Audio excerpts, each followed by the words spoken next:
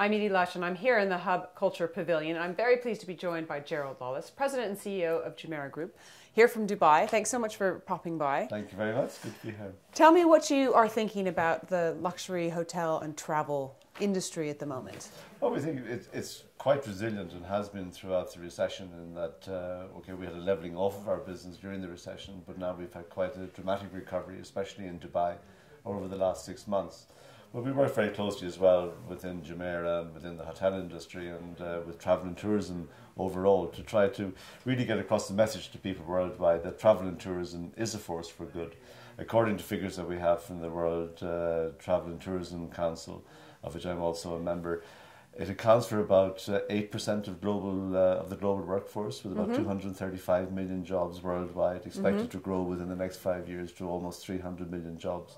And it also accounts for almost 10% of global GDP when you take into account the multiplying factor of travel, tourism, aviation and hospitality. So we think we're an important industry, but we also like to think that we do a lot of good in society. And what are you doing specifically? Well, in Jumeirah, for example, at the moment, we rescue with the Dubai Turtle Rehabilitation Centre.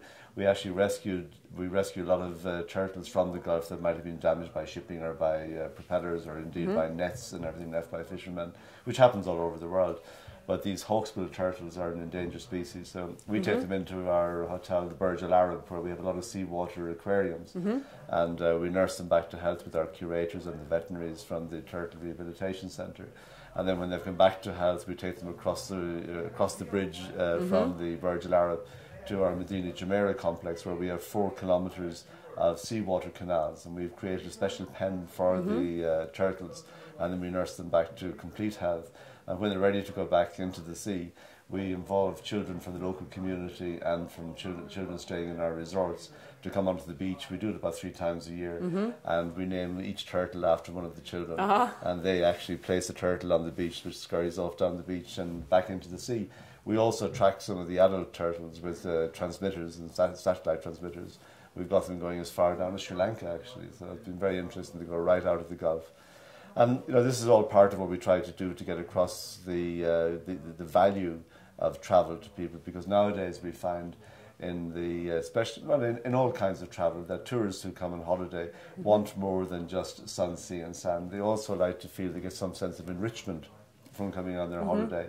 And for example, we have an organisation in Dubai called the Sheikh Mohammed Centre for Cultural Understanding.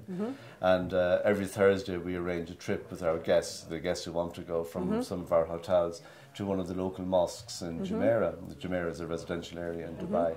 And there an imam gives the guests, they're all non-Muslims who go there, but the imam gives a lecture about Islam and the similarities between the religions of, say, Christianity, Judaism and Islam. And people come away absolutely feel very good about the fact that they've taken the trouble to find out about the culture of the place they're in. And this is something hotels can do, and hotels, I believe, should do, which again gets across the message of tourism being a force for good. Go ahead. Okay, on a roll. But what we're doing as well with the World Economic Forum, we have an Agendas Council, of which I'm a member, where we have one major agenda item that we really try to get across relating to travel, and working closely with the United Nations World Tourism Organization and the World Travel and Tourism Council. We have an objective to try to persuade governments around the world to introduce what we call a similar platform for smart visas. And the idea of the smart visa is really that we make it much easier for people to apply for visas online, to get visas online, to help them to travel, to encourage them to travel. And we also appreciate that this can't be done at the expense of security. So we're looking at we have a long-term objective from now to 2020 in a staged process to try to get different blocks of countries to actually introduce these electronic visas, but on a common platform.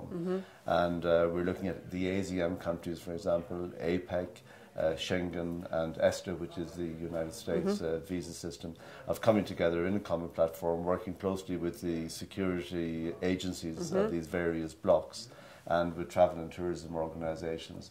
And we're making it almost seems like an impossible task. But it won't be, we will do it. And we're already getting a lot of commitment from different organisations. We often find that if you go to some countries and say, why don't you allow visas, allow people who are not an immigration threat to your country, why don't you allow people to come in without a visa, give them a visa on arrival, like we do in Dubai for about 30 different countries. And most people would say, or most governments would say, well, we need reciprocal arrangements from the other country. But we say, well, it's a matter of, if you really want tourism, start by offering the other side. Eventually the other side will come around to it as well.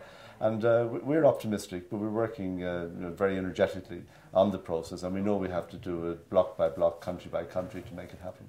Gerald, thanks so much for popping by the Hub Culture Pavilion, and I'm Edie Lush.